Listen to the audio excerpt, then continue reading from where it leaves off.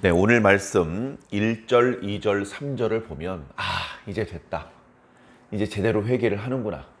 그런 느낌을 갖습니다. 웬고하니 거기에서는 두 가지 중요한 이야기를 하기 때문에 그렇습니다. 첫 번째는 하나님께로 돌아가자. 그렇게 이야기를 하고 있습니다. 그리고 두 번째는 하나님을 알자라고 말하고 있습니다. 1절에 오라 우리가 여호와께로 돌아가자. 여호와께서 우리를 도로 낫게 하실 것이다. 그 다음에 3절에는 그러므로 우리가 여호와를 알자. 힘써 여호와를 알자. 하나님께 돌아가는 것과 하나님을 아는 것은 너무나 중요한 일입니다. 그런데 지금 이스라엘 백성들이 어떻게 이렇게 정답을 잘 맞췄죠? 문제가 생겼습니다. 심판의 조짐이 보입니다. 그런데 그때 안 되겠다. 우리 하나님께 돌아가자. 우리 우상 숭배하고 음행을 저지르고 온갖 범죄를 하나님 앞에 저질러서 이런 재앙이 온 것이 아니겠느냐. 하던 행동을 멈추고 하나님께 돌아가자. 그리고 우리를 향하신 하나님의 뜻이 무엇이었는지 알자. 물론 아는 방법은 말씀을 읽는 방법일 것입니다.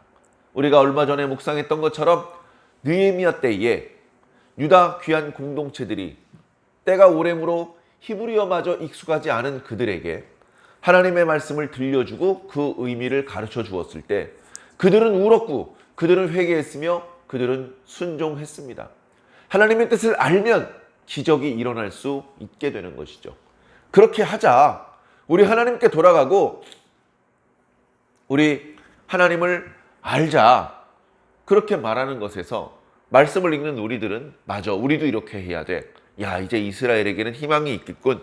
이런 생각을 가지게 됩니다만 이어지는 4절 이하의 말씀을 살펴보면 아이고 큰일 났네. 오래가질 못하고 도로 제자리로 돌아왔네. 이런 안타까운 마음이 들게 하는 그런 말씀입니다. 말씀을 자세히 살펴보겠습니다. 오라 우리가 여호와께로 돌아가자. 여호와께서 우리를 찢으셨으나 하나님께서 찢으신 겁니다. 하나님께서 때리신 겁니다. 하나님께 맞은 겁니다. 하나님께 맞았으니까 마귀한테 가서 치료받아야 되나요? 아닙니다. 세상에서 얻어맞았든 하나님께 얻어맞았든 치료는 하나님께 가야만 받을 수 있는 것입니다. 하나님께 가자. 하나님께. 왜? 전에 분노하셔서 우리를 치셨지만 우리가 회개하면 더 이상 치지 않으시고 우리를 고쳐주실 것이다. 우리의 상처를 싸매주실 것이다.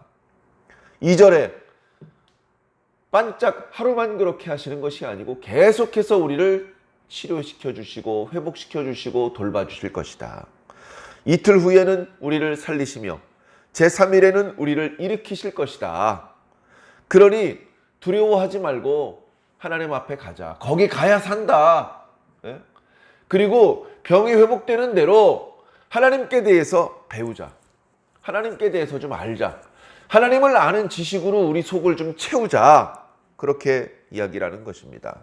하나님께서 나타나신다. 언제? 아침마다 해가 뜨는 것처럼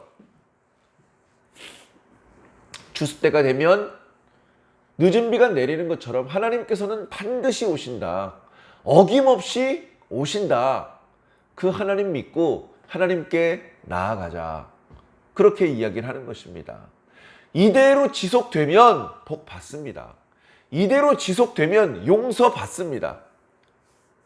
모든 상처가 치료되고 하나님께 대하여 바르게 배우며 다시 시작할 수 있습니다.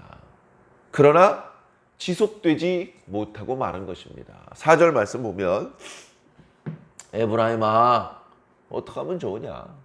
유다야 도대체 어떻게 하면 좋으냐?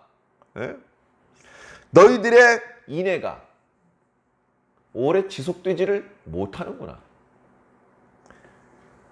히브리어로 헤세드라고 하는 말씀입니다. 사랑, 인애, 인자, 용서, 긍휼 모든 좋은 의미가 다 담겨져 있죠.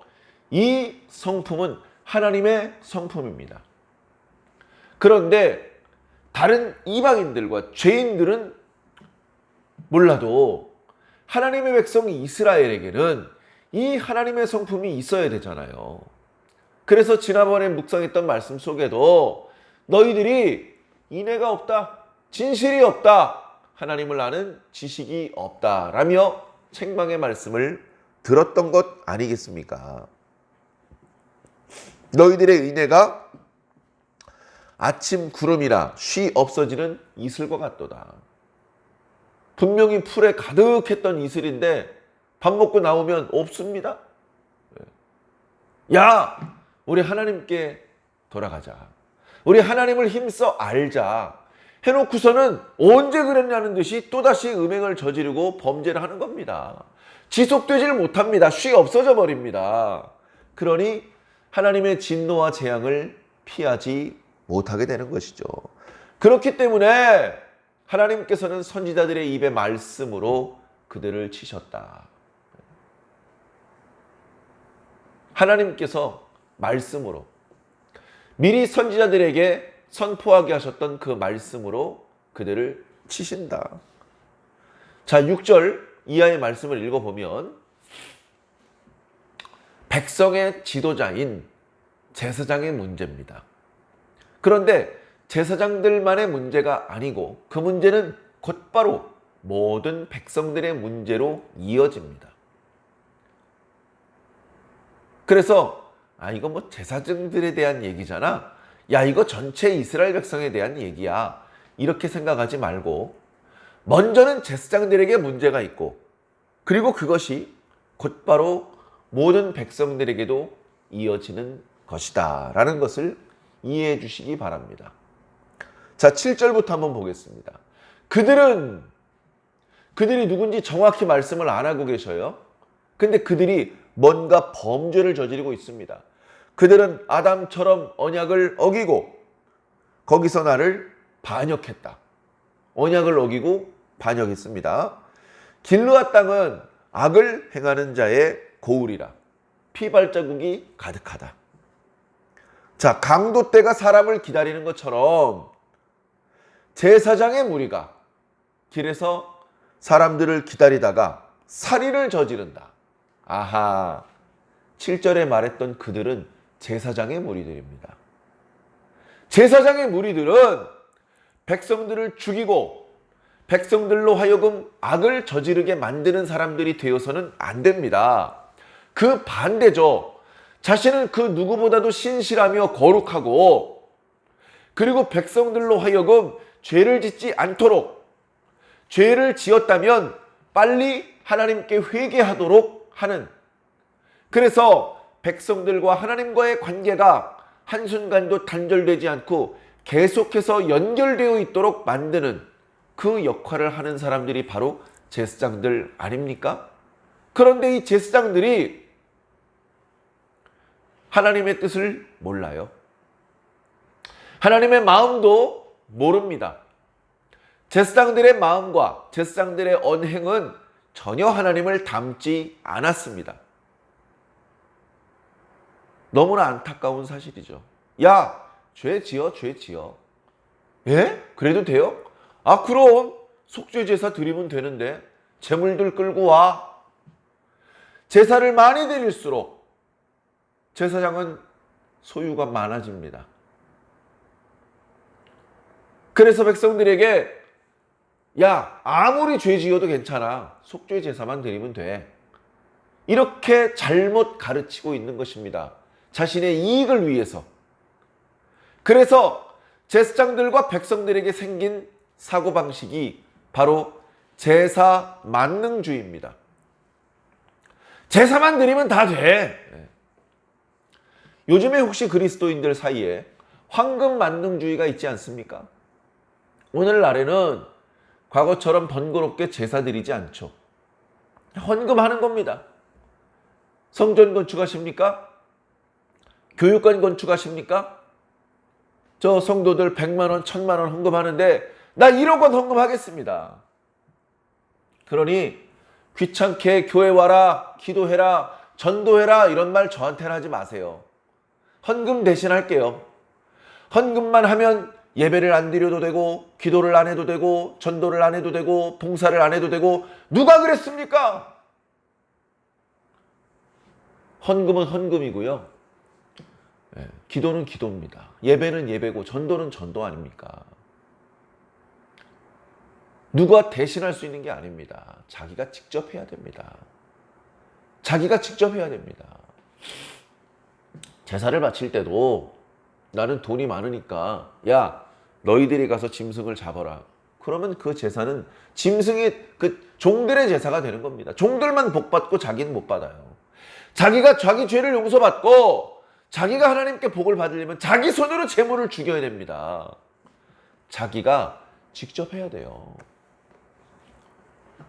헌금으로 다른 종류의 봉사와 신앙생활을 대신할 수 있다. 이런 생각은 헌금 만능주의, 황금 만능주의일 뿐입니다. 그것은 건강한 신앙이 그리고 성경의 가르침이 아닙니다. 자, 그래 이 제사장들이 백성들의 모범이 되지 못하고 오히려 앞장서서 악을 저지르고 그러다 보니까 백성들이 그대로 따라할 수밖에 없습니다. 10절에 내가 이스라엘 집에서 가증한 일을 보았나니 거기서 에브라임은 음행을 하고 이스라엘은 더럽혀졌다. 1, 2, 3절에 회개해가지고 이제 좀 희망이 보이나 했더니 금세 또 이렇게 음행을 저지르고 더러워집니다. 마지막 구절을 보니까 유다도 내 백성을 사로잡힘에서 돌이키게 할 때에 추수를 이제 추수라는 의미는 보통 긍정적인 의미, 좋은 의미인데 여기서 추수는 부정적인 의미로 사용되고 있습니다. 추수를 한다. 그러면 원칙은 알곡을 모아서 곡간에 넣는다 이런 말인데 그런데 알곡을 거두서 곡간에 그냥 넣는 게 아니고 키질하지 않습니까? 다 집어넣는 게 아니고 쓸만한 것만 곡간에 넣지 않습니까? 그러니까 추수라는 것은 타작마당이에요. 알곡과 가라지를 갈라는 그런 아주 알곡의 입장에서는 두려운 현장입니다. 그런데 지금 북이스라엘이 범죄하면서 남유다도 똑같이 범죄했기 때문에 알곡이 거의 없어요. 쓸만한 안곡이 없어요. 다 멸망에 들어갈 수밖에 없는 것입니다. 그렇기 때문에 추수는 곡간에 들어가는 기쁜 날이 아니라 불 속에 집어 던져지는 두려운 날이 될 수밖에 없는 것이죠. 자, 핵심은 아까 건너뛰었던 6절입니다. 하나님께서 원하시는 건 인애다. 너희의 인애는 어떻게 그렇게 쉽게 사라져버리느냐. 나는 인애를 원한다. 그리고 나 자신을 하나님을 아는 것을 원한다. 근데 너희는 제사 만능주의에 빠졌구나. 오늘날 우리는 인애, 하나님을 아는 것을 대신해서 예배, 전도, 헌금 그 무엇이 되었든지 다른 것으로 대신하려고 하면 안 됩니다. 하나님께서 원하시는 게 인애니까 우리가 인애의 성품을 가져야 되는 것입니다. 하나님께서 원하시는 것이 하나님을 아는 것이기 때문에 우리는 하나님을 아는 지식을 갖추어야 되는 것입니다. 하루아침에 안 됩니다. 부지런히 말씀 듣고 예배드리고 기도하고 말씀 신천하고 봉사하고 전도하는 그 여러 과정을 통해서 우리는 하나님의 마음을 헤아리고 하나님의 뜻을 깨닫고 하나님의 마음을 이해하게 되는 것입니다. 그렇게 우리는 인애를 갖추게 되고 그렇게 우리는 하나님을 아는 지식을 갖추게 되는 것입니다. 사랑하는 성도 여러분, 인애한 성품과 하나님을 아는 지식은 우리 신앙의 핵심입니다. 이걸 빼면 이걸 하지 않으면서 교회 부지런히 들고 헌금함에 뭐 집어넣어도 아무 소용없습니다. 신앙이 아닙니다. 신앙생활을 거듭하면서 우리들의 성품이 하나님의 성품을 닮아 진실해지고 또 인애가 가득하고 그러면서 하나님을 아는 지식으로 충만하게 될 때에 우리가 하나님 나라에 들어가면 그 하나님이 이질적이지 않을 것입니다. 그 하나님의 세계가 낯설지 않을 것입니다. 그렇게 될 때 우리는 하나님 나라에서 하나님께서 준비하신 축복을 영원토록 누리게 될 것입니다. 사랑하는 성도 여러분, 오늘 하루도 우리 각자의 성품을 돌아보시고 하나님께서 원하시는 인내한 성품으로 가다듬으시기를 부탁드립니다. 하나님께 대해서 모르십니까?